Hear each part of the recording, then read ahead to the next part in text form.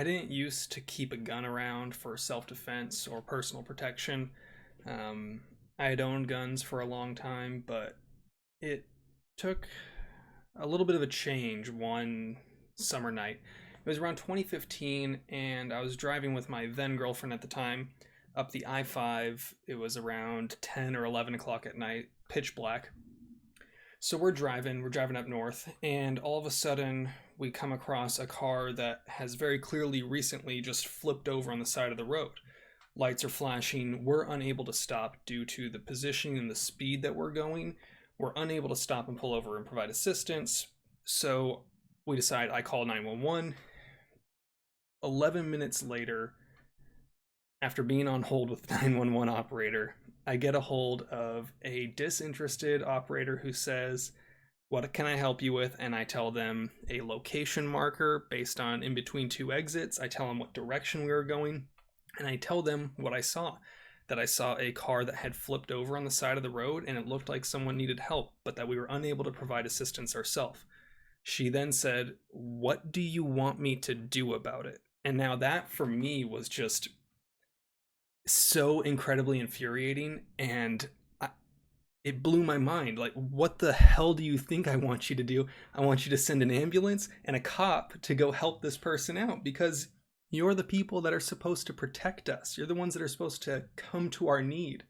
Now, we all know about the court cases that came through that basically said the police have no duty or obligation to help you, even if they know that there is a crime occurring. But it was an eye-opener for me. I kind of realized that what if I was in a defensive situation where I'm sleeping at night and someone kicks down my door and I've got to wait 11 minutes for someone to answer on the other end?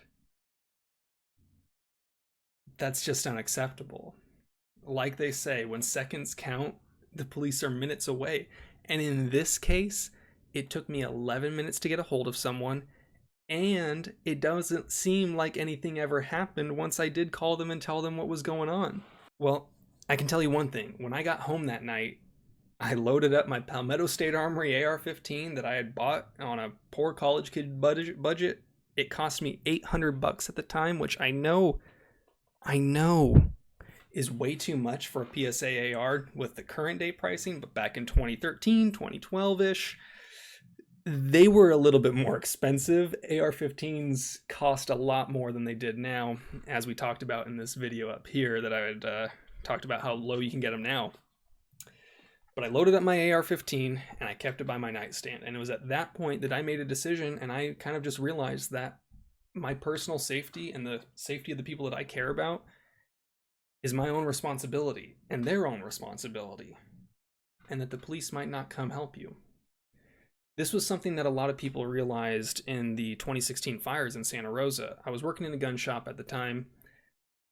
Fires happened Sunday night, I believe, or they happened, I can't remember the exact day. So the fires happened the day after, or I guess the hours after, our shop is closed. Everyone kind of had to figure out what was going on. One of the people that worked there, their house burnt down, so it was kind of just a shit show. We weren't open.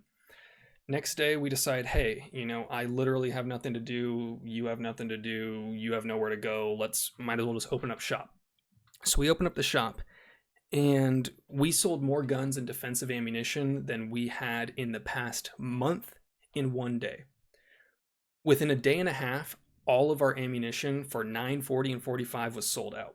Everything.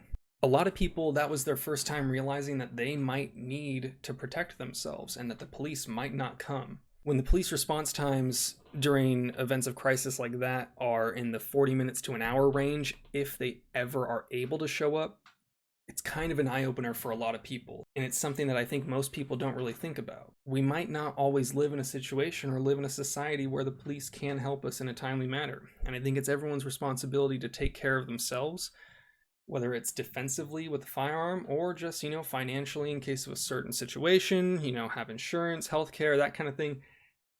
Everyone's personal safety is their own responsibility. And I think that's something that for me, it took me a long time into my life to kind of realize.